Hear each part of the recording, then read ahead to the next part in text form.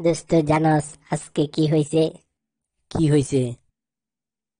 আজকে একটা wrong number থেকে আমার নাম্বারে কল এসেছিল।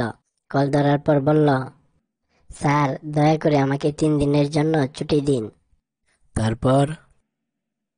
আমাকে স্যার বলেছে বলে আমি খুশি হয়ে ওনাকে 1 মাসের ছুটি দিয়ে দিছি।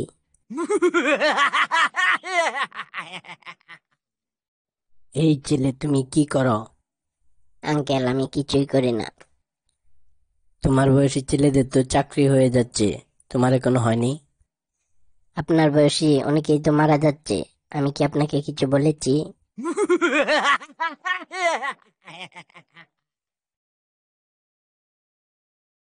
কিরে বন্ধু, তোর মন খারাপ কেন? আর কইস না, মনের দরজা খোলা থাকলে কারো চোখে পড়ে না, কিন্তু প্যান্টের চেন খোলা থাকলে ঠিকই সবার চোখে পড়ে যায়। জানিস বন্ধু, আজকে আমার অনেক খুশি লাগতেছে। কেন? কারণ হলো, আজকে আমাকে মেসেঞ্জারে একটা মেয়ে নক দিছে। মেয়েটার চেহারা দেখছস? না তো, ওর প্রোফাইল লক করা। প্রোফাইল লক করিয়া দিয়েছে তোকে নক। এখন কি করে বুঝবি সে কাউয়া নাকি বক?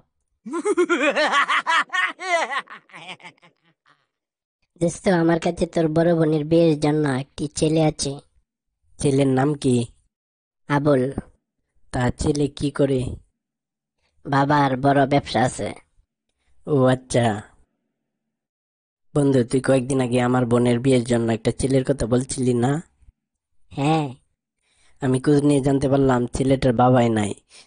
তাহলে তুই কেন বললি যে ছেলের বাবার বড় ব্যবসা আছে? আরে ছাগল, বাবার ব্যবসা হলো মানে ছেলেটা বাবা কেনা বেচা করে।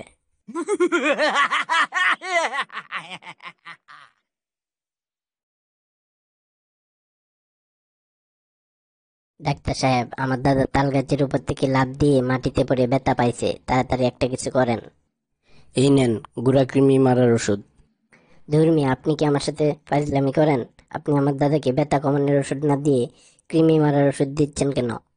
ফুটকির মধ্যে গুড়া কৃমি না কামড়াইলে তো এই বয়সে তাল গাছের উপরে ওঠার কথা না। তাই সবার আগে আপনার দাদার গুড়া কৃমিগুলো মারতে হবে।